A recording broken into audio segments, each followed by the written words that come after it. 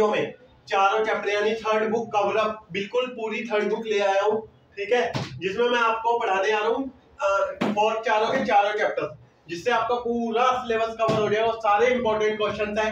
अगर लाना चाहते हो कल के पेपर में अच्छे मार्क्स तो वीडियो को जरूर पूरा एंड तक देखना। हाँ, वीडियो जरूर थोड़ी लॉन्ग हो सकती है लेकिन पूरे क्वेश्चन कवर अप होंगे। तो अब मैं सबसे पहले क्वेश्चन नंबर 10 वो चैप्टर नंबर 10 के स्टार्ट करता हूँ क्वेश्चन। तो उसमें एक शब्द आएगा संथाल और पहाड़िये। संथाल कौन थे?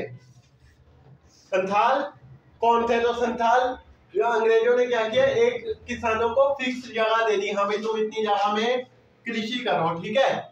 उस जगह को क्या कहा? दामिने को। तो दामिने कोहो पर जिन लोगों को बसा दिया उन्होंने, वो किसान क्या कहलाए? संथाल।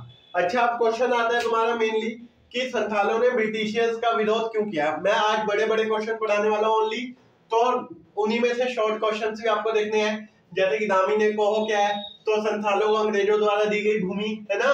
एक एक नंबर वाले क्वेश्चन भी आपके लॉन्ग क्वेश्चन में से निकल जाएंगे। तो जैसे कि आपका पहला क्वेश्चन क्या आता है आज कि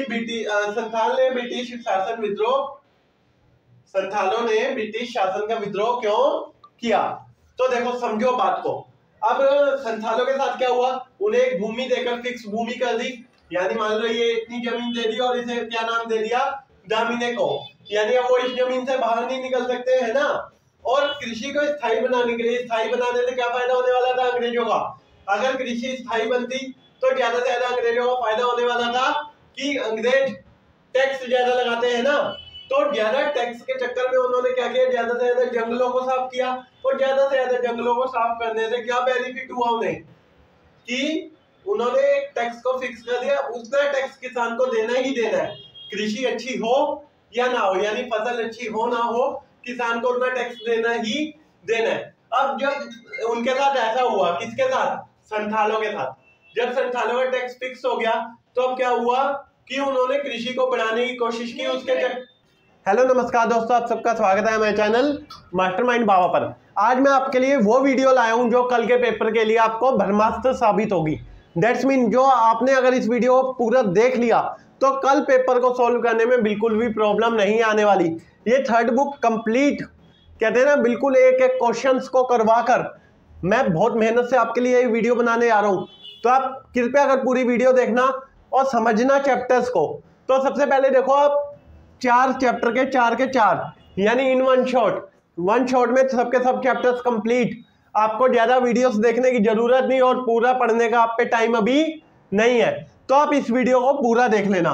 जैसे हमारा पहला चैप्टर क्या है, उपनिवेशवाद और देहाती सरकार। उपनिवेशवाद और देहाती सरकार का मतलब क्या है? उपनिवेशवाद का मतलब है जब अंग्रेजों ने हमें गुलाम बना लिया। अब अंग्रेजों ने जब हमें गुलाम बनाया हुआ था उस समय हमारी सिचुएशंस क्या थी, हमारे किसानों की सिचुएशंस क्या थी, वो चीजें हम इस चैप्टर में आज करने वाले हैं। तो सबसे पहले हमें इसमें दो तरीके के किसानों की बात की गई है, संथालों की और पहाड़ियों की। संथाल कौन है? संथाल वो है जो मैदानी इलाके पर कृषि करते हैं। और पहाड़िये कौन है? पहाड़िये वो है जो पहाड़ों में रहकर खेती करते हैं। तो अब मैं आपको बताता हूँ धीरे धीरे इन सबके क्वेश्चंस। तो जब पहला क्वेश्चन हम पढ़ते हैं तो पहला क्वेश्चन ये है कि देखो, पहली बात तो ये कि मैं लॉन्ग क्वेश्चन में शॉर्ट क्वेश्चन भी कंप्लीट करने वाला हूं, तो आप कृपया कर एक एक पॉइंट को आराम से सुने ताकि आपका एक भी क्वेश्चन जो एक एक नंबर का भी हो वो भी मिस ना हो। तो जब हम स्टार्ट करते हैं तो पहले क्वेश्चन की बात करते हैं। सबसे पहला क्वेश्चन क्या है कि संथालों ने ब्रिटिश सरकार का विद्रोह क्यों किया। तो संथालों ने जब ब्रिटिश सरकार का विद्रोह किया होगा तो जरूर कुछ ना कुछ कारण रहे होंगे। तो मैं आपको बताता हूँ धीरे धीरे करके क्या कारण थे। पहली बात तो ये कि अंग्रेजों ने क्या किया, अपने लालच के लिए, किसके लिए? अपने लालच को पूरा करने के लिए, यानी ज्यादा से ज्यादा टैक्स लेने के लिए खेती को बढ़ाना शुरू किया, यानी जमीनें कटवानी शुरू की और ज्यादा से ज्यादा खेती का विस्तार किया। उसके लिए उन्होंने क्या किया, किसानों को स्थायी बनाना शुरू किया। पहले किसान क्या होते थे, एक जगह पर टिकते नहीं थे, एक जगह से दूसरी जगह जा जाकर क्या करते थे, खेती करते थे। उन्होंने इस चीज को करने के लिए क्या किया, किसानों को एक जमीन दे दी, संथालों को एक जमीन दे दी, जिस जमीन को क्या कहा गया, दामिन ए कोहो। जब वो जमीन पर खेती करने लगे तो क्या हुआ कि टैक्स, जब उन्होंने टैक्स को फिक्स कर दिया तो टैक्स को फिक्स करते ही प्रॉब्लम क्या क्रिएट होने लगी, अब किसानों पे प्रेशर आ गया। अब जो संथाल थे वो परेशान होने लगे। उन्होंने कृषि को बढ़ाने के अलग अलग तरीके ढूंढे और उन्होंने ज़्यादातर क्या किया, जमींदारों से लोन लेना शुरू किया। अब जमींदारों से जब उन्होंने लोन लिया तो जमींदारों ने भी उसमें कसर कहीं भी नहीं छोड़ी और जमींदारों ने ज़्यादा से ज़्यादा क्या किया, ब्याज लिया, जिससे कि संथाल पूरे तरीके से क्या होने लगे, धीरे धीरे बर्बाद हो गए।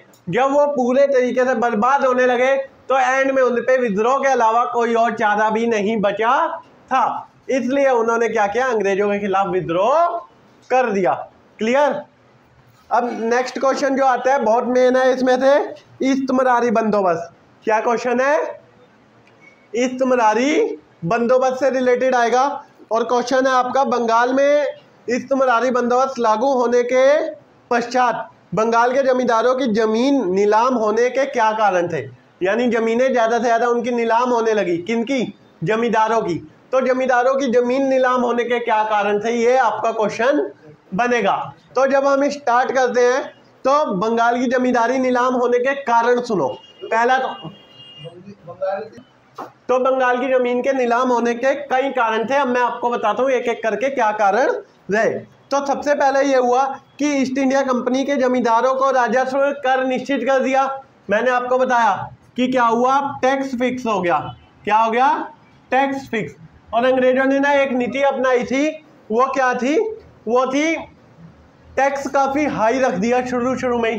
अब टैक्स भी फिक्स कर दिया, अभी देना ही देना है, और टैक्स की जो रेट थी वो बहुत हाई कर दी। अब टैक्स रेट हाई होने के कारण क्या हुआ कि जो जमींदार थे वो टैक्स इकट्ठा नहीं कर पा रहे थे, और उन्होंने उस पर भी एक और प्रॉब्लम लाद दी। वो क्या थी, सूर्यास्त विधि। सूर्यास्त विधि क्या थी, सूर्यास्त विधि का मतलब था कि सूर्य अस्त, मान लो आज की डेट है, ये मान लो जस्ट इमेजिन कि 31 तारीख को मुझे टैक्स भरना है, तो 31 तारीख को सूर्यास्त होने से पहले मुझे टैक्स देना होगा। ये क्या थी, अंग्रेजों की सूर्यास्त विधि। जब उन्होंने इस विधि को लागू कर दिया तो जमींदारों को और भी ज़्यादा दिक्कत होगी। क्यों, क्योंकि देखो एक तो जमींदारों को सारे टैक्स वसूल करना होता था, है ना। तो कई बार क्या हो रहे थे, जो जोतदार थे वो भी टैक्स देने में जानबूझकर देरी कर दे रहे थे। जब वो जानबूझकर देरी करते थे तो अगर सूर्यास्त विधि के तहत सूर्यास्त होने से पहले उन्होंने ना दिया टैक्स तो उनकी जमीन क्या हो जाएगी, नीलाम हो जाएगी। क्लियर। अब जो आपका नेक्स्ट क्वेश्चन आएगा कि 18वीं सदी के अंत में ग्रामीण बंगाल में बहुत से जोतदार एक हस्ती बनकर उभरे। जोतदार एक हस्ती बनकर उभरे का मतलब क्या है कि जो जोतदार थे, अब जमींदारों को हटकर जोतदारों ने अपनी वैल्यू को बढ़ा लिया। वो कैसे, अब समझो बात को कि मैंने अभी एक पॉइंट ऊपर क्या बताया लास्ट क्वेश्चन में कि जोतदार जानबूझकर क्या करते थे, टैक्स को देने में देरी करते थे। जब वो जानबूझकर टैक्स को देने में देरी करते थे तो इससे क्या होता था, जमींदारों की जमीन नीलाम। जब जमींदारों की जमीन नीलाम होती थी तो वो ज़्यादातर क्या करते थे, जाके जोतदार नीलामी लगाते और उस जमीनों को खरीद लेते। तो देखो कितने तेज चल गए ना कि टैक्स देने में देरी की, नीलामी हुई तो जाके नीलामी में वो ही जमीन को खरीद रहे हैं, जिससे कि जमींदार धीरे धीरे क्या होते गए, डाउन होते गए और जोतदार एक महान हस्ती बनकर सामने आते चले गए। क्लियर। और भी कुछ पॉइंट्स हैं, जैसे कि क्या, वह स्थानीय व्यापार को नियंत्रित करते रहे, है ना, और जोतदारों का जमीन के बड़े बड़े क्षेत्रों पर अधिकार होता था और वह अपने क्षेत्र के गरीब किसानों पर अपनी असीम शक्ति का प्रयोग करते थे। यानी जो गरीब किसान थे उन पर जोतदार अपनी शक्ति का इस्तेमाल कर रहे थे। जोतदार उनका क्या कर रहे थे, शोषण कर रहे थे। उन्हें कभी कभी ऋण भी देते थे और उनसे ब्याज लेते थे। क्लियर। तो इस तरीके से धीरे धीरे उनके आय के स्रोत बढ़ते गए। उन्होंने जमींदारों से क्या किया, उनकी जमीन नीलाम करवाई और वो जमीन खरीद ली, जिससे कि जमींदारों की जगह धीरे धीरे कौन लेते गए, जोतदार। क्लियर। अब नेक्स्ट क्वेश्चन है हमारा, बहुत ही मेन है, जो है 5वीं रिपोर्ट। ठीक है, 5वीं रिपोर्ट से क्वेश्चन आएगा ही आएगा। तो सबसे पहले तो याद रखना, जो 5वीं रिपोर्ट थी वो ब्रिटिश संसद में कब, 1813 में प्रकाशित की गई। कब की गई, 1813 में पेश की गई। और इसमें भारतीय ईस्ट इंडिया कंपनी के प्रशासन और क्रियाकलाप की पूरी कहानी दी हुई थी। यानी ईस्ट इंडिया कंपनी कैसे भारत पर राज कर रही है, हर एक चीज इसमें बताई गई थी। और ये पुस्तक अपने आप में 1002 पृष्ठों की थी। समझ सकते हो कितनी मोटी रही होगी, 1002 पेज इस रिपोर्ट में थे। क्लियर। और इसमें 800 से अधिक परिशिष्टों ने जमींदारों, रैयतों और विभिन्न जिलों के कलेक्टरों की रिपोर्ट थी। यानी अलग अलग जिलों के कलेक्टर, अलग अलग जिलों के जमींदार, यानी किस तरीके से वो गरीब किसानों का शोषण कर रहे हैं, हर एक चीज इस रिपोर्ट में लिखी गई थी। नाम क्या था? 5वीं रिपोर्ट। क्लियर हो रहा है। अब नेक्स्ट है, इसमें कंपनी के कुशासन और अव्यवस्थित प्रशासन के विषय में गर्मा गर्म बहस छिड़ गई। जैसे ही ये रिपोर्ट पेश हुई, मैंने बताया ना इसमें कंपनी के बारे में लिखा गया था, तो जैसे ही ये रिपोर्ट ब्रिटिश संसद में पेश होती है तो एक बहस छिड़ जाती है। क्या? कि कंपनी क्या कर रही है? कुशासन कर रही है। कुशासन समझते हो ना, यानी अच्छे शासन नहीं चला रही। इस चीज पर बिल्कुल ब्रिटिश संसद में बहस छिड़ गई। और ब्रिटिश संसद में कंपनी के शासन की विनियमित और नियंत्रित करने के लिए अनेक अधिनियम पारित हुए। यानी ब्रिटिश कंपनी ने क्या किया, ब्रिटिश संसद ने क्या किया, कंपनी को नियंत्रित करना शुरू कर दिया, कंट्रोल करना शुरू कर दिया। क्यों? क्योंकि वो भारतीयों का कुछ ज्यादा ही शोषण करने लगी थी। आ रहा है ना समझ। अब नेक्स्ट पॉइंट है इसी का कि कंपनी को मजबूर किया गया कि नियमित रिपोर्ट भेजे, यानी टाइम टू टाइम अपनी रिपोर्ट्स किस तक भेजे? अंग्रेजों तक। ताकि अंग्रेजों तक का मतलब ये है यहाँ पर ब्रिटिश संसद तक। अगर ब्रिटिश संसद तक रिपोर्ट टाइम टू टाइम पहुंचेगी तो वो देखेगी आखिरकार की क्या नीतियां बना रही है कौन?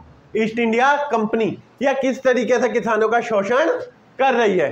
क्लियर ये क्वेश्चन। अब उससे नेक्स्ट क्वेश्चन है जो बहुत मेन है, ये मान के चलो 90% आपके पेपर में आएगा, हल और कुदाल के बीच की लड़ाई। किसके? हल और कुदाल। अब हल और कुदाल के बीच की लड़ाई का मतलब क्या है कि हल और कुदाल आपस में लड़ पड़े? तो ऐसा नहीं है। हल शब्द इस्तेमाल किया गया संथालों के लिए और कुदाल शब्द इस्तेमाल किया गया पहाड़ियों के लिए। मैंने चैप्टर स्टार्ट करते टाइम ही बताया ना कि इधर दो तरीके के किसानों के बारे में, संथाल और पहाड़िए। संथाल कौन थे? संथाल वो थे जिन्हों को अंग्रेजों ने जंगलों का सफाया करके एक प्लेन भूमि दे दी थी, जिसे क्या नाम दिया था? दामिने को। लेकिन पहाड़िए कौन है? पहाड़िए वो है जिन्हें धकेल कर एकदम पहाड़ियों पर भेज दिया। किस चीज के लिए?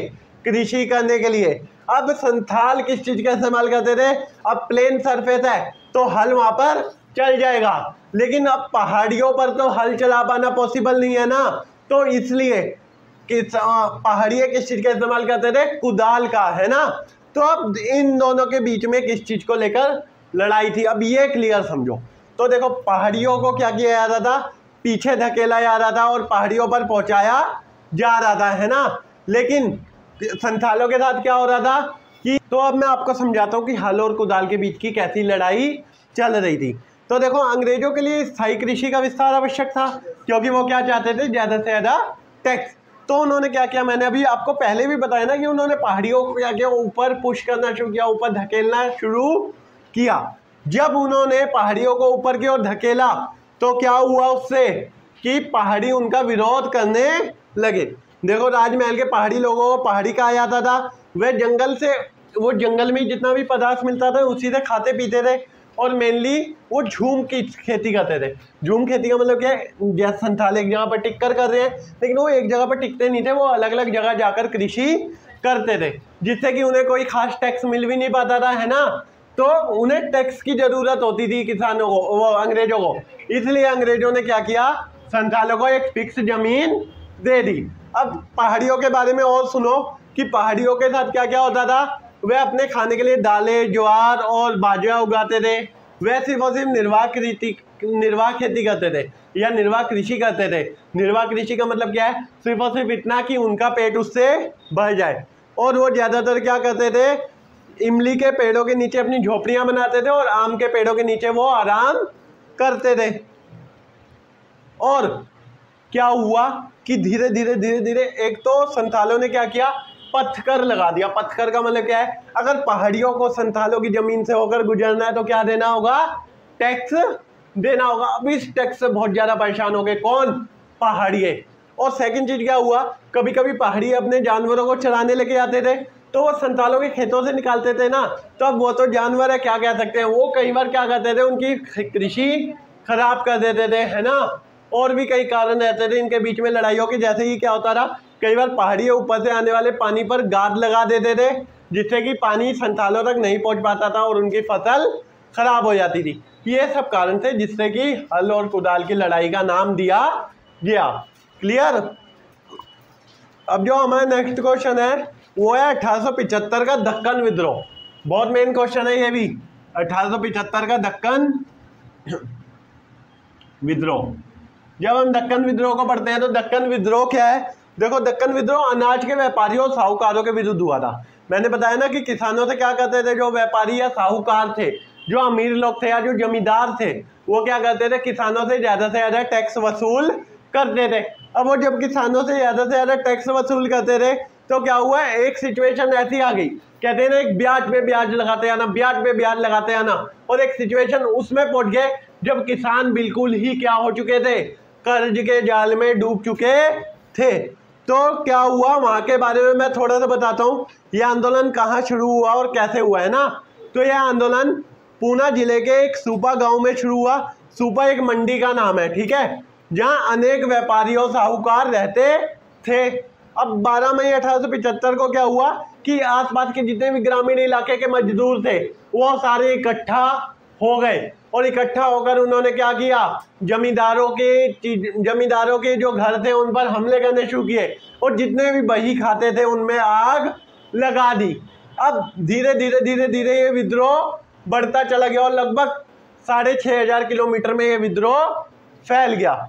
जब ये विद्रोह इतने किलोमीटर में फैलता है तो इतना ज्यादा विद्रोह फैलने के बाद क्या हुआ, कहीं तो ऐसा हुआ कि जमींदारों को अपनी जान बचाने के लिए जमीनें छोड़ कर भागना पड़ा, और किसान बिल्कुल उस टाइम पे गुस्सा हो चुके थे, और वो बिल्कुल विरुद्ध थे। किसके विरुद्ध थे वो उस टाइम पे, वो उस टाइम बिल्कुल विरुद्ध हो चुके थे जमींदारों के, और जमींदारों के वो इस हद तक विरोध कर रहे थे कि उनके हिसाब से अब जमींदारों को जिंदा रहने तक का हक नहीं है। क्यों? क्योंकि कई बार होता है ना, एक कंपनी का मालिक हद से ज्यादा शोषण कर रहा है, तुम्हें सिर्फ 5000 दे रहा है और काम करा रहा है तुमसे 12 घंटे, तो तुम्हें तो गुस्सा आएगा। एक दिन तो ऐसा होगा जब विद्रोह करेंगे सबके सब, है ना।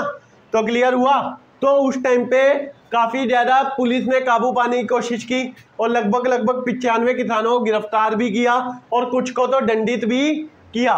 लेकिन इस विद्रोह को दबा पाना फिर भी काफी मुश्किल रहा। तो समझे दक्कन विद्रोह किस लेवल तक का एक विद्रोह था। क्लियर। अब दक्कन विद्रोह को रोकने के लिए एक दक्कन विद्रोह आयोग भी बना, और वो कब बना, 1875 में। और किसने बनाया था, अंग्रेजी सरकार ने, यानी अंग्रेजों ने उस आयोग को बनाया था। इस संबंध में आयोग ने अपनी रिपोर्ट, तो जब इस आयोग ने अपनी रिपोर्ट को पेश किया तो उस रिपोर्ट में क्या पाया गया कि जो किसान आंदोलन कर रहे हैं उसका ज्यादातर कारण क्या रह रहा है कि जो साहूकार हैं वो ज्यादा से ज्यादा ब्याज ले रहे हैं, और ब्याज के ऊपर जो उसे वसूली का तरीका है ना वो भी अमान्य है, यानी एकदम बहुत बुरी तरीके से उनके साथ बिहेवियर करना या उन्हें एकदम जानवरों की तरह मानना साहूकारों के लिए आम बात हो गई थी। इसलिए किसानों ने गुस्से में आकर उनके खिलाफ विद्रोह किया। तो इस चैप्टर के लिए इतने क्वेश्चंस इनफ है, अगर आप ढंग से देखो तो। अगर आपने इन क्वेश्चंस को भी क्लियरली किया तो आप सही से कर पाओगे इस चैप्टर को, है ना। तो अब हम नेक्स्ट चैप्टर स्टार्ट करते हैं। नेक्स्ट चैप्टर का नाम है 1857 विद्रोही और राज। 1857 की क्रांति जो हमारी भारत के आजाद होने के लिए लड़ाई की पहली आवाज थी या पहली बुनियाद थी। इसमें नाम आएंगे कुछ बड़े बड़े, जैसे कि मंगल पांडे, है ना। मंगल पांडे को पहला क्रांतिकारी भी माना जाता है ना, जिन्होंने विद्रोह किया किसके खिलाफ, अंग्रेजों के। तो ये स्टोरी पूरे तरीके से किस पर कायम है, 1857 के विद्रोह पर। और 1857 के विद्रोह का सबसे बड़ा कारण एक था एनफील्ड राइफल। अब एनफील्ड राइफल क्या थी वो मैं आपको धीरे धीरे बताऊंगा। तो सबसे पहला क्वेश्चन आपका इसमें से क्या आने वाला है कि 1857 के आंदोलन पर एक टिप्पणी करें। तो देखो 1857 का आंदोलन शुरू कहां से होता है और किस तरीके से धीरे धीरे आगे बढ़ता है, वो चीज हम इस चैप्टर में जानेंगे। तो समझो 10 मई 1857 को, कब, 10 मई 1857 को ये आंदोलन शुरू हुआ। और कहां से होता है? मेरठ की छावनी से, ठीक है। और ये धीरे सबसे पहले किससे स्टार्ट हुआ था? पैदल सैनिकों से। किससे? पैदल सैनिकों से। फिर धीरे धीरे क्या होने लगा?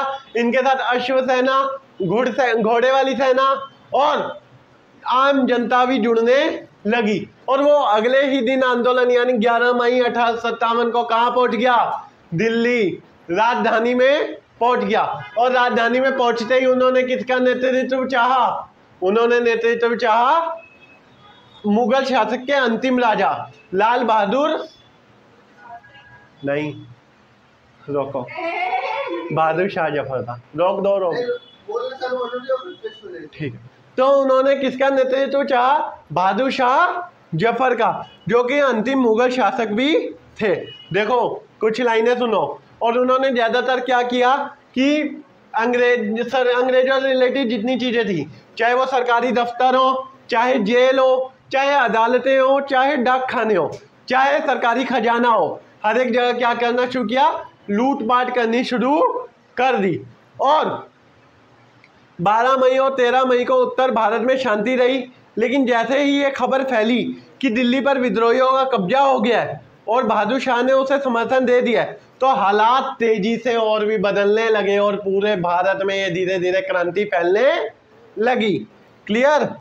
अब जो हमारा नेक्स्ट क्वेश्चन होगा वो क्या होगा कि अच्छा, एक क्वेश्चन पहले रहेगा कि पहले अंग्रेजों और भारतीय सिपाहियों के संबंध अलग थे, लेकिन धीरे धीरे अंग्रेज सिपाहियों के भारतीयों के साथ संबंध बदलने लगे। ऐसा क्या मतलब हमें देखने को मिलता है या कैसे हमें पता चलता है? देखो क्वेश्चन पूरी टाइमिंग ये है कि 1840 और 50 के दशकों में भारतीय सिपाहियों के तौर तरीकों में, या एक बात बोलूं, भारतीय सिपाहियों के साथ गोरों के रिश्ते बदलने लग गए थे। स्पष्ट करें तो देखो मैं एक चीज बताता हूँ, जो पहले का टाइम था ना, उस टाइम तक क्या होता था, अंग्रेज हमारे भारतीय सिपाहियों के साथ बहुत फ्रेंडली रहा करते थे, बहुत अच्छा बिहेवियर करते थे।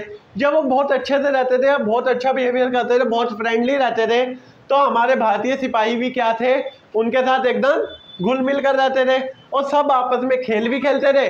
और हमारे जो एक तरीके से वो थे कौन, भारतीय सिपाही या जो हमारे अंग्रेज थे, वो भारतीय भाषा को भी जानते थे और भारत के सभी संस्कृति या भारत के पूरे कल्चर से वो परिचित थे। जब उन्होंने इस चीज को देखा तो एक बिहेवियर काफी कूल था दोनों का आपस में। लेकिन धीरे धीरे क्या हुआ, अंग्रेज सिपाही हम भारतीयों को नीची नस्ल का मानने लगे, या उनमें एक कुछ ज्यादा ही जब दिखाना कि हमने पूरे भारतीयों पर कब्जा कर लिया है, तो हमें वो गुलाम समझने लगे। और धीरे धीरे उनका बिहेवियर बदलता गया और उन्होंने नस्ल के आधार पर क्या करना शुरू कर दिया, भेदभाव करना शुरू कर दिया। और ऐसे धीरे धीरे हमारे पे अत्याचार बढ़ाने लगे और जो आपस में एकदम फ्रेंडली रहा करते थे उनमें दरार आने लगी। क्लियर? अब जो हमारा नेक्स्ट क्वेश्चन है वो है कि 1857 की क्रांति में, अच्छा बहुत मेन क्वेश्चन है ये, 1857 की क्रांति में हिंदू मुस्लिम एकता को स्थापित करने के लिए क्या क्या प्रयास किए गए। देखो जो 1857 की क्रांति हुई या जो हमारी आजादी की लड़ाई हुई, ना वो अकेले हिंदू लड़ सकते थे, ना वो अकेले मुस्लिम लड़ सकते थे। अगर हमें जीत पानी थी, अंग्रेजों से हमें जीतना था, तो हमें अंग्रेजों की नीति को खत्म करना जरूरी था। और अंग्रेजों की नीति क्या थी, फूट डालो और राज करो की नीति। यदि हम उस नीति को खत्म कर लेते तो हम अंग्रेजों से जीत हासिल कर लेते और हम उस पर विजय पा लेते। तो उसी चीज के लिए हमने क्या क्या प्रयास किए, या हिंदू और मुस्लिम एकता को स्थापित करने के लिए क्या क्या काम किए गए, उन पॉइंट्स को।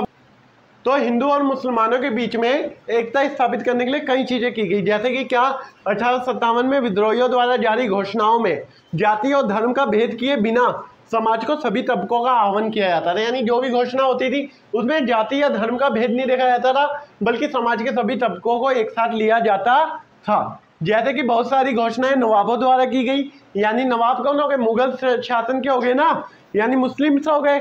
उन्होंने बहुत सारी घोषणाएं की, लेकिन उनमें हिंदुओं का भी ख्याल रखा। इश्तेहारों में अंग्रेजों से जब अखबार छपवाए गए, अखबारों में याद दिलाया गया कि कैसे हम अंग्रेजों से पहले भी एक होकर रहते थे, यानी हिंदू मुस्लिम एकता को दिखाया गया, ताकि दोबारा से हिंदू और मुस्लिम एक हो जाए और अंग्रेज हमारे भारत को छोड़कर चले जाएं। क्लियर हुआ। और बादशाह की ओर से जारी घोषणाओं में मोहम्मद और महावीर दोनों की दुहाई दी जाती थी।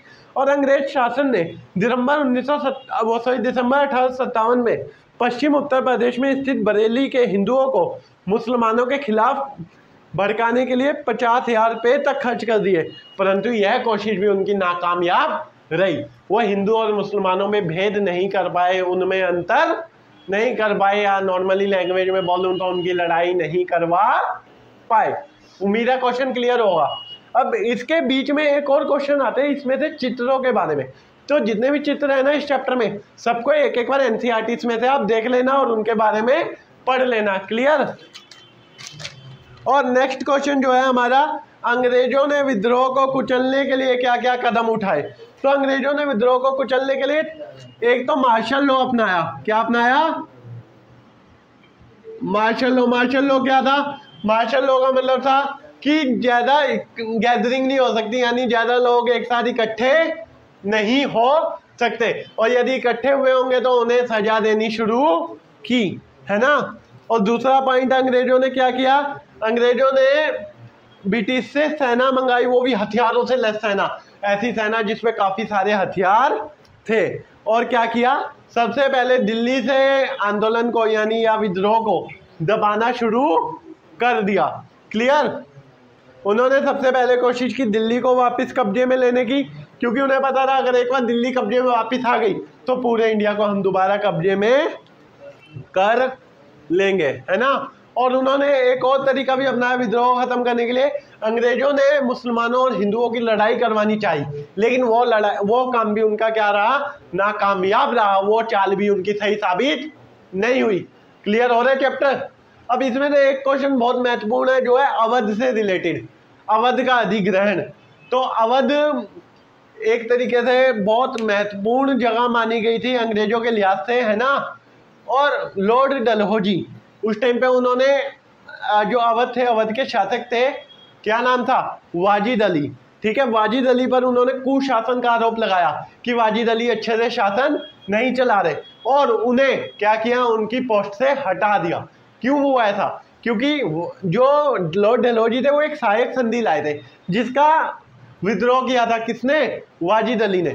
सहायक संधि क्या थी? मान लो ये दरबार है ना, तो दरबार में क्या होगा? जो सेना होगी ना वो अंग्रेजों की होगी, और अंग्रेजों का एक बंदा बैठेगा दरबार में, है ना, राजा के। अब क्या हो रहा था? इससे राजा को अपनी सेना खत्म करनी पड़ती थी, और पूरे तरीके से किस पर डिपेंड रहना पड़ रहा था? किस पर डिपेंड रहना पड़ रहा था? पूरे तरीके से अंग्रेजों की सेना पर, जिससे कि बहुत ज्यादा दिक्कतें साबित होने वाली थी। और इससे अंग्रेजों का एक और बेनिफिट क्या हो रहा था कि अंग्रेज अपनी सेना का खर्चा भी नहीं उठाना पड़ रहा था, है ना। तो वाजिद अली ने जैसे ही इस चीज का विरोध किया तो अंग्रेजों ने क्या किया? उस चीज मतलब जो वाजिद अली थे उन पर कुशासन का आरोप लगाते हुए उन्हें हटा दिया, और ये बोला कि जनता उन्हें पसंद नहीं करती, जबकि जनता में बहुत फेमस नेता थे वाजिद अली। क्लियर। उम्मीद करता हूँ ये भी चैप्टर आपको क्लियर हुआ होगा। अब मैं नेक्स्ट चैप्टर पे आता हूँ, गांधी और राष्ट्रीय आंदोलन। जब गांधी जी और राष्ट्रीय आंदोलन की बात आती है तो 8 नंबर का क्वेश्चन आता है यहाँ से। तो जब मैं गांधी जी को शुरुआत करता हूँ हल्का था, गांधी जी का जन्म कहाँ होता है? गुजरात के पोरबंदर में। और कब होता है? 2 अक्टूबर 1869। यहाँ से कहानी शुरू होती है भारत के राष्ट्रपिता की। सॉरी, जब भारत के राष्ट्रपिता की कहानी यहाँ से शुरू होती है, और वो 1893 में कहाँ चले जाते हैं? South Africa. किस चीज के लिए? लॉ की पढ़ाई करने के लिए। जब हम गांधी जी को पढ़ना शुरू करते हैं तो मैंने आपको बता दिया जन्म कहाँ हुआ? 2 अक्टूबर 1869 को गुजरात के पोरबंदर में। 93 में वो पहुंच गए दक्षिण अफ्रीका, और 1906 में उनके साथ पहली घटना हुई जब उन्होंने वैसे घटना तो उनके साथ 1893 में वहां जाते ही हो गई थी। क्या थी वो? उन्हें रंग भेद का सामना करना पड़ गया था। जब वो ट्रेन से यात्रा कर रहे थे तो उन्हें धक्का देकर गिरा दिया गया था, और 1906 में उन्होंने अपना पहला सत्याग्रह कर दिया। और 1906 में एक भारत में भी काम हो गया जो था मुस्लिम लीग की स्थापना। क्या था? मुस्लिम लीग की स्थापना। और दूसरा साउथ अफ्रीका में क्या हुआ था? गांधी जी ने पहला सत्याग्रह किया था अपना। और अब हम गांधी जी को भारत ले आते हैं वापस। 1915 में गांधी जी वापस आ गए, और 1915 में आते ही उन्हें एक इंसान मिलते हैं, रामकृष्ण गोखले। कौन? रामकृष्ण गोखले। जिन्हें वो मानते हैं अपना राजनीतिक गुरु, है ना, वो उन्हें एडवाइस करते हैं कि कृष्ण गोखले, रामकृष्ण गोखले नहीं, गोपाल कृष्ण गोखले। जब गोपाल कृष्ण गोखले उन्हें मिलते हैं तो गोपाल कृष्ण गोखले उन्हें मिलते ही एक चीज एडवाइस करते हैं कि भाई तुम पहले जहाँ के बारे में तुम्हें करना चाहते हो ना, जो चीज करना चाहते हो पहले उसकी सिचुएशन जान लो, यानी पूरा भारत घूमो और पूरे भारत की जानकारी हासिल करो। तो वो कुछ ऐसे ही करते हैं और उन्हें 1917 में एक पर्सन मिलते हैं जिनका नाम क्या था, रामचंद्र शुक्ल था, आई थिंक, हाँ शुक्ल, ठीक है। तो उन्हें शुक्ल मिलते हैं और वहां से क्या होता है, एक उनका टर्निंग पॉइंट आता है। टर्निंग पॉइंट क्या था उनका? टर्निंग पॉइंट ये था कि यहाँ से वो चंपारण आंदोलन शुरू करते हैं, भारत में अपना पहला सत्याग्रह शुरू करते हैं। और भारत में पहले सत्याग्रह में 3 चीजें आती हैं। क्या आती हैं? 3। पहला चंपारण, दूसरा खेड़ा और तीसरा अहमदाबाद मिल आंदोलन। जब हम इस सत्याग्रह को पढ़ना शुरू करते हैं तो ये कब हुआ? 1917, ये 1918, ये 1918। ये कहाँ हुआ? बिहार में। ये कहाँ हुआ? गुजरात में। ये भी गुजरात में। और जो चंपारण था वो किसके खिलाफ था? नील की खेती के खिलाफ था। अंग्रेज क्या करते थे? भारतीयों को बहुत परेशान करते थे नील की खेती करवा के। जिससे नील की खेती से भारतीय किसानों को कुछ फायदा नहीं होता था, बल्कि टैक्स ज्यादा आता था। और एक बार नील की खेती हो गई तो आने वाले 4-5 साल तक वहां पे खेती भी नहीं कर सकते, जिस कारण किसान परेशान थे। सेकंड चीज, खेड़ा में किसके लिए हुआ? किसानों की फसल खराब होती है और फसल खराब होने के कारण वो टैक्स देने में नाकामयाब रहते हैं, लेकिन अंग्रेज जबरदस्ती टैक्स वसूलना चाहते थे, तो गांधी जी ने उसके खिलाफ भी एक आंदोलन चलाया। और अहमदाबाद में किसके लिए हुआ? मिल में काम करने वाले मजदूरों के शोषण के खिलाफ। अंग्रेज काफी ज्यादा काम कराते थे, लेकिन काम के बदले जो वेतन है वो बहुत कम देते थे। क्लियर? अब हमारा नेक्स्ट पॉइंट आता है, जो वो आ जाएगा सबसे मेन आंदोलन या पहला सबसे बड़ा आंदोलन, वो था असहयोग आंदोलन। देखो, जब तुम असहयोग आंदोलन को लिखोगे तो उसे 3 स्टेप्स में लिखना है। कितने? 3। पहला स्टेप कारण, दूसरा स्टेप उसके दौरान हुई गतिविधियां, और तीसरा स्टेप आंदोलन का अंत। तो जब हम कारण पढ़ते हैं तो कारण, पहले 2 कारण रहे। वो 2 कारण कौन से थे? रोलेट एक्ट और जलियांवाला बाग हत्याकांड। रोलेट एक्ट क्या था? रोलेट एक्ट, देखो, अंग्रेजों ने हमें 1914 में जब प्रथम विश्व युद्ध में हमसे मदद मांगी, उसके बदले वादा किया कि हम तुम्हें आज़ादी दे देंगे। जब विश्व युद्ध खत्म हुआ तो हमने आज़ादी की डिमांड करनी शुरू की। जब हमने आज़ादी की डिमांड शुरू की तो अंग्रेजों ने आज़ादी तो नहीं दी, बल्कि उसके बदले एक काला कानून, उस कानून का नाम क्या था? रोलेट एक्ट, वो लगा। मैंने आपको बताया क्या? Roulette act. रोलेट एक्ट में क्या क्या हुआ था वो मैंने आपको बताया कि हमने आज़ादी की मांग की, और आज़ादी की मांग को क्या किया गया? बहुत हद तक दबाया गया। और दबाने के लिए काला कानून रोलेट एक्ट लिया है, जिसके तहत क्या था कि कोई भी आम अंग्रेज सिपाही भारतीयों को क्या कर सकता है? अगर कोई आज़ादी की मांग करता है तो उसे बिना वारंट के गिरफ्तार कर सकता है। अब इसके बाद जब इस रोलेट एक्ट के खिलाफ जलियांवाला बाग में एक बहुत साधारण सी मीटिंग चल रही थी, उस मीटिंग को अंग्रेजों ने क्या किया? पूरे तरीके से गए और उस पर क्या किया? एक ही रास्ता था जलियांवाला बाग से बाहर निकलने का, और वहां पर क्या किए? बड़े बड़े तोप और बंदूकें लगा दी, जिससे कि जो मीटिंग्स में बैठे हुए लोग थे वो ना बाहर निकल पाए और उन्हें अपनी जान गंवानी पड़ी। ये 2 घटनाएं थी जिसकी वजह से गांधी जी ने क्या कहा? एक आंदोलन चलेगा। अब जो आंदोलन का नाम क्या होगा? असहयोग। असहयोग का मतलब क्या है? गांधी जी का मानना था कि अंग्रेज कितने हैं हमारे यहाँ पर? लाख, 2 लाख, और हम भारतीय कितने हैं? करोड़ों की संख्या में, है ना। जब हम भारतीय इतनी करोड़ों की संख्या में होके लाख 2 लाख का सहयोग नहीं करेंगे तो वो तो हमारे पे शासन कर ही नहीं सकते। यानी गांधी जी का मानना है अंग्रेज हम पे राज कर रहे हैं तो किसकी वजह से? हमारी बदौलत। क्यों? क्योंकि हम उनका क्या करते हैं? हर एक काम में सहयोग कर रहे हैं। अगर हम उनका हर एक काम में सहयोग करना छोड़ दें, यानी हम अंग्रेजों का साथ देना छोड़ दें, तो इससे क्या होगा कि अंग्रेज बिल्कुल भी क्या कहते हैं कि बिना मतलब हमारी मदद के वो बिल्कुल ग्रोथ नहीं कर पाएंगे और ना ही इकोनॉमी को आगे बढ़ा पाएंगे। इस प्रॉब्लम को देखते हुए क्या हुआ कि गांधी जी ने एक आंदोलन चला दिया, जिसे क्या नाम दिया? असहयोग। यानी हम अब अंग्रेजों का बिल्कुल किसी भी काम में सहयोग नहीं करेंगे। इस असहयोग आंदोलन के तहत कौन कौन सी गतिविधियां हुई? तो गतिविधियां ये हुई, जितनी अंग्रेजों से जुड़ी चीजें थी या सरकारी चीजें थी, सबका त्याग किया गया। जजों ने, वकीलों ने अदालत जाना बंद कर दिया, बच्चों ने स्कूल और कॉलेज जाना बंद कर दिया, है ना, सरकारी नौकरों ने सरकारी दफ्तरों में जाना बंद कर दिया, और अन्य गतिविधियां अंग्रेजी सामान का इस हद तक बहिष्कार किया गया कि उसकी एक जगह पर रखकर होलिका भी जलाई गई। तो ये कुछ गतिविधियां जी जो असहयोग आंदोलन के अंडर हुई। और उसका अंत कैसे हुआ? अंत हुआ चोरा चोरी हत्याकांड से। यूपी के गोरखपुर जिला है, उसके गांव है चोरा चोरी। वहां पर हमारे भारतीय बहुत शांतिपूर्वक तरीके से क्या कर रहे थे? मार्चिंग कर रहे थे, या एक कहीं थे आंदोलन कर रहे थे।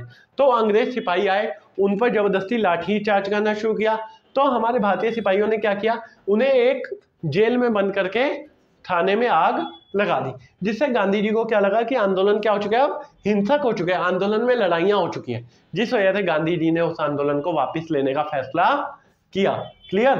अब हमारे जो नेक्स्ट आंदोलन आने वाला है वो है सविनय अवज्ञा आंदोलन। सविनय अवज्ञा आंदोलन क्या था? सविनय अवज्ञा आंदोलन का मतलब है बेटा देखो, सविनय अवज्ञा यानी प्यार के साथ उनके काम की अवज्ञा करना। ये मेन एक कानून जिस पर डिपेंडेंट था वो था नमक कानून। अंग्रेजों ने क्या किया था? नमक बनाने पर ना अपना एकाधिकार किया हुआ था, यानी सिर्फ हम नमक बना सकते हैं, उसके अलावा कोई आम इंसान नमक को नहीं बना सकता। गांधी जी इस कानून को बहुत घृणित कानून मानते थे। गांधी जी का मानना था कि भाई नमक हर एक इंसान की जरूरत है, चाहे वो अमीर हो चाहे वो गरीब हो। जब गांधी जी इस चीज को मानते थे कि नमक हर एक इंसान की नीड है, हर एक इंसान की जरूरत है, इसलिए उस कानून से घृणा करते थे और वो उस कानून को खत्म करना चाहते थे, है ना। उस कानून को खत्म करने के लिए उन्होंने क्या किया? एक पैदल यात्रा शुरू की। कहां से? दांडी से। और कब की? 12 मार्च 1930 को। और लगभग 3 हफ्ते की पैदल यात्रा करने के बाद वो अपने गंतव्य स्थान पर पहुंचे और उन्होंने एक मुट्ठी नमक बनाकर नमक कानून तोड़ दिया। गांधी जी को तो नमक कानून तोड़ते ही गिरफ्तार कर लिया गया, लेकिन यह आंदोलन रुका नहीं और भारतीय युवाओं ने जगह जगह पर इस आंदोलन को प्रोत्साहन दिया और जगह जगह पर नमक बनाकर कानून को तोड़ा, है ना। ये क्लियर यहां तक? अब एक और क्वेश्चन यहां से आ जाता है कि ये इतने सारे आंदोलन हुए, उनमें सबसे ज्यादा प्रसिद्ध नमक आंदोलन ही क्यों था या दांडी यात्रा ही क्यों था? तो उसका पहला कारण तो ये पहला आंदोलन था जिसमें भारत के सभी वर्गों ने, यानी गरीब से गरीब, अमीर से अमीर, सभी वर्गों ने हिस्सा लिया। दूसरा मेन कारण क्या रहा कि इसे अंतरराष्ट्रीय मीडिया ने, भारत का पहला आंदोलन था, पहला राष्ट्रीय आंदोलन था जिसे अंतरराष्ट्रीय मीडिया ने कवर किया था। और तीसरा और सबसे महत्वपूर्ण कारण कि इस आंदोलन में महिलाओं ने भी पार्टिसिपेट किया या महिलाओं ने भी हिस्सा लिया। क्लियर यहां तक? अब इस आंदोलन से आगे हम पढ़ते हैं जो आएगा लास्ट और अंतिम और बहुत महत्वपूर्ण आंदोलन, जो हमारे स्वतंत्रता संग्राम का भी लास्ट था। उसका नाम था भारत छोड़ो आंदोलन। अंग्रेजों भारत छोड़ो का नारा भी इसमें दिया गया और गांधी जी ने एक और नारा दिया इसमें, करो और मरो, करो या मरो, डू और डाई। अब ये आंदोलन क्या था? भारत छोड़ो आंदोलन। भारत छोड़ो आंदोलन अगस्त 1942 में हुआ, इसलिए इसे अगस्त आंदोलन के नाम से भी जाना गया। और इसकी शुरुआत किसके साथ हुई थी? क्रिप्स मिशन की विफलता के साथ। क्रिप्स मिशन क्या था? वो क्रिप्स मिशन एक भारत आया था जो अंग्रेजों द्वारा भेजा गया था और उसका उद्देश्य भी क्या था कि जैसे प्रथम विश्व युद्ध में उन्होंने हमसे आगे मदद मांगी, हमने कर दी, वो द्वितीय विश्व युद्ध में भी क्या चाहते थे कि हम उनकी मदद करें। लेकिन इंसान पागल एक ही बार बनता है। पहले में हमने उनकी मदद की तो हमें क्या दिया? एक काला कानून आजादी के बदले। क्या हम दोबारा उस काले कानून को एक्सेप्ट करते हैं? तो बिल्कुल नहीं। गांधी जी ने हेल्प करने से बिल्कुल मना कर दिया और वो मना करते ही एक आंदोलन और छेड़ दिया, भारत छोड़ो आंदोलन। और उसमें कई नारे दिए गए, जैसे एक प्रसिद्ध नारा था अंग्रेजों भारत छोड़ो, और प्रसिद्ध नारा था डू और डाई, करो या मरो। भारतीयों तुम्हारे पास अंतिम चांस है, तुम लड़ जाओ या मर जाओ, यानी किसी भी तरीके से अब आजादी हासिल करो। क्लियर? तो ये आंदोलन थे जो काफी मेन है और 8-8 नंबर के तुम्हारे पेपर में पूछे जा सकते हैं। और जो भारत छोड़ो आंदोलन था वो वास्तव में एक जन आंदोलन था, यानी सबसे ज्यादा जनता ने हिस्सा भारत छोड़ो आंदोलन में ही लिया था और ये हमारी आजादी की लड़ाई। इस बुक का हमारा लास्ट चैप्टर है जो है संविधान का निर्माण। अब संविधान का निर्माण में आपके स्कूल द्वारा दिए गए सपोर्टिंग मटेरियल में से पढ़ाने वाला हूँ। इसमें से अगर आप चाहो तो सपोर्टिंग मटेरियल खोलो, पेज नंबर 184, जिसमें मैं कुछ इंपॉर्टेंट क्वेश्चंस बता दे रहा हूँ जो काफी आपके काम आएंगे। जैसे कि पहला तो संविधान सभा के पूरा मतलब स्ट्रक्चर, कितने टोटल सदस्य थे और क्या क्या काम थे, कौन महत्वपूर्ण थे, है ना। तो महत्वपूर्ण सदस्यों के बारे में पूछ लेता है कभी कभी क्वेश्चन। तो मैं बताऊं आपको, पहले संविधान सभा में कुल कितने सदस्य थे? 300 सदस्य काम कर रहे थे, लेकिन 6 सबसे महत्वपूर्ण थे। और वो 6 कौन से थे? सबसे पहले हमारे प्रधानमंत्री जवाहरलाल नेहरू, दूसरे वल्लभ भाई पटेल, तीसरे राजेंद्र प्रसाद जो कि संविधान सभा के अध्यक्ष भी थे, है ना। चौथे कौन हो गए? हम 3 हो गए। ये तीनों ही कौन थे? कांग्रेस पार्टी के सदस्य थे। कौन थे? कांग्रेस पार्टी के सदस्य। अब विधि वेता और अर्थशास्त्री बी.आर. अम्बेडकर जो प्रारूप समिति के अध्यक्ष थे, है ना। और इसमें 2 वकील शामिल थे, एक गुजरात के एम मुंशी और दूसरे मद्रास के अल्लादी कृष्ण स्वामी अय्यर। ठीक है, क्लियर। अब जब हम बात करते हैं जवाहरलाल नेहरू जी ने क्या योगदान दिया किस चीज में? संविधान को बनाने में। तो सबसे पहला तो जवाहरलाल नेहरू जी ने भारत के झंडे का प्रारूप तैयार किया और राष्ट्रीय ध्वज में कौन कौन से कलर बताए? केसरिया, सफेद, गहरे हरे रंग की 3 बराबर चौड़ाई वाली पट्टियां और बीचों बीच क्या? अशोक चक्र, है ना। जिसमें कितनी तिल्लियां होती हैं बताओ? 24 होती है ना। तो अब हम बात करते हैं किस चीज की, कि सरदार वल्लभ भाई पटेल ने क्या योगदान दिया। तो सरदार वल्लभ भाई पटेल की बात करें तो पर्दे के पीछे रहकर कार्य किया। देखो ये बड़े बड़े एग्जाम्स में पूछा गया, या कई बार एमसीक्यूज में 1 नंबर का पूछ सकता है कि वह नेता जिन्होंने संविधान को बनाने के लिए पर्दे के पीछे रहकर कार्य किया, तो वो कौन थे? सरदार वल्लभ भाई पटेल। इन्होंने कई रिपोर्टों का प्रारूप भी तैयार किया, है ना। और परस्पर विरोधी विचारों के मध्य सहमति बनाने में भूमिका निभाई। यानी जो आपस में विरोध हो रहे थे ना, आप देखो अब सभी सदस्यों की विचारधारा तो नहीं मिलने वाली थी, 300 सदस्य कम नहीं होते। तो अब उन सभी सदस्यों को लेकर आपसी विरोधों को क्या करना? बातचीत द्वारा सुलझाना। ये भी काम किसने किया? वल्लभ भाई पटेल ने। अब डॉक्टर राजेंद्र प्रसाद जो कि भारत के संविधान सभा के अध्यक्ष के रूप में भी काम कर रहे थे, इन्होंने सभा में चर्चाओं को रचनात्मक दिशा दी। यानी एक कहते हैं ना क्रिएटिविटी लाई है, एक दिशा दिखाई, डायरेक्शन दिखाया, है ना। और सभी सदस्यों को विचार रखने का मौका भी इन्होंने दिया।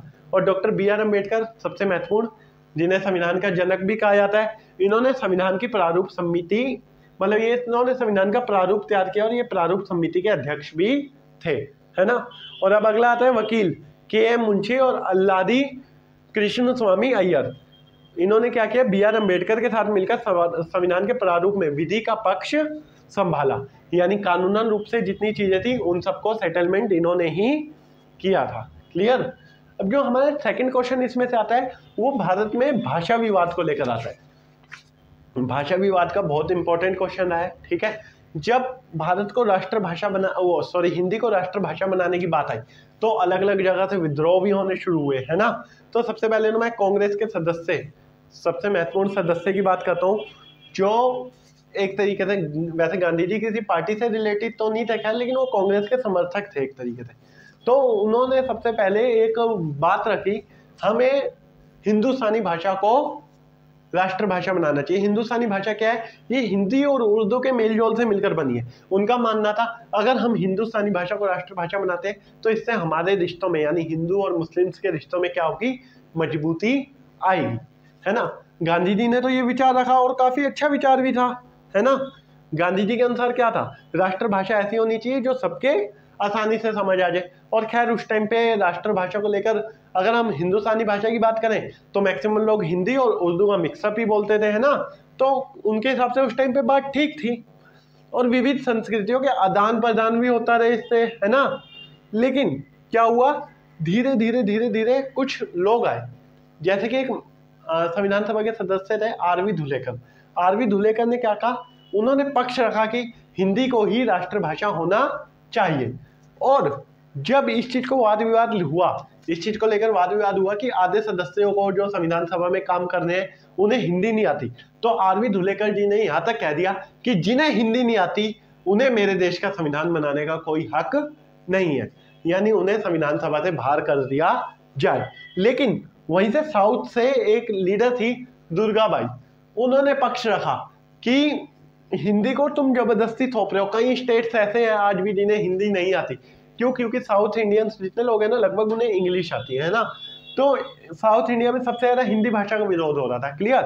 तो इस चीज को लेकर जब ये बहुत ज्यादा विरोध हो रहे थे, बहुत ज्यादा कॉन्फ्लिक्ट्स हो रहे थे, बहुत ज्यादा संघर्ष हो रहे थे, तो सबने मिली जुली सहमति बनाई और क्या कहा कि आने वाले 15 साल तक हम हिंदी के साथ साथ अंग्रेजी को भी ऑफिशियल लैंग्वेज के रूप में रखेंगे, यानी सरकारी काम में हिंदी के साथ साथ इंग्लिश में भी वो चलेगा, है ना। और जो आज तक किस्सा सॉल्व नहीं हो पाया, आज भी इंग्लिश को महत्व दिया गया है हमारे संविधान में, है ना, उस चीज को लेकर अभी फैसला नहीं क्लियर हो पाया। ये क्लियर क्वेश्चन। अब जो थर्ड क्वेश्चन आते हैं इसमें से मेन वो है संविधान सभा में केंद्र और राज्य के अधिकारों को लेकर चर्चा कैसे हुई। तो संविधान सभा में केंद्र और अधिकारों की चर्चा की बात करें तो हमारे पहले प्रधानमंत्री की बात आती है, जवाहरलाल नेहरू। वो क्या चाहते थे? एक शक्तिशाली केंद्र हो, यानी जो केंद्र सरकार हो वो काफी पावरफुल हो। लेकिन अगर केंद्र को पावरफुल कर देते तो हम लोकतंत्र को कहीं ना कहीं थोड़ा बहुत खो देते। लेकिन उनका भी कहने का मतलब ये नहीं था कि वहां पे सारी शक्तियां केंद्र पे। केंद्र शक्तिशाली होने का मतलब क्या था, उनका मोटिव क्या था? वो एक दूरदार्शनिक थे, यानी दूर की सोच रखने वाले व्यक्ति थे। उनका मानना क्या था, अगर हम राज्यों को ज्यादा शक्ति दे देंगे, ज्यादा पावर राज्यों को दे देंगे तो अलग अलग राज्य क्या होंगे? खंडित होने का प्रयास करेंगे, यानी भारत को छोड़ने का प्रयास करेंगे। इसलिए ये महत्वपूर्ण है कि सभी राज्यों से ज्यादा केंद्र पे शक्ति हो, यानी राज्यों की सुनी जाएगी लेकिन अंतिम फैसला किसका होगा? केंद्र का। क्लियर? इसलिए संविधान में क्या की गई? 3 सूचियां बनाई गई। कौन कौन सी? केंद्र सूची, राज्य सूची और समवर्ती सूची। केंद्र सूची या संघ सूची क्या है? जिनमें जितने नियम लिखे गए हैं उन पर कानून कौन बनाएगा? केंद्र सरकार, जो राष्ट्र की अखंडता से रिलेटेड है, जैसे कि सुरक्षा, है ना, विदेशी मामले, जितने भी हैं उन सब पर फैसला कौन लेगा? केंद्र।